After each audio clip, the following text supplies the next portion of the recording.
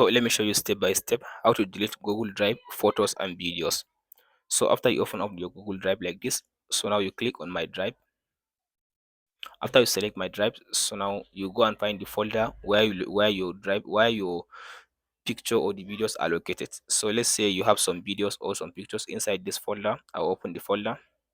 So now if you want to delete one of them, you just right click. After you right click on the picture or the video you want to delete, then go to this, move to trash.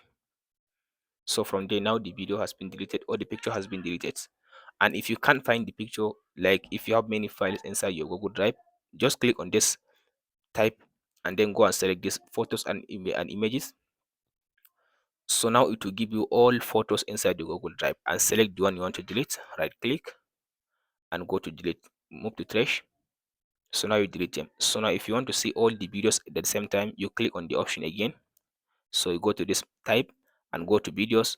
So here it will give you all your videos inside your Google Drive. Right click and then go to move to trash and delete the video. So after you delete them from this option, then you go to this trash.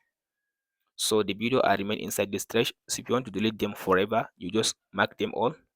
After you select them all, then right click, go to delete forever. So now if I click on this delete forever, all the pictures and the videos will be deleted from my Google Drive. So if this video helps, like and subscribe. We'll meet in the next one.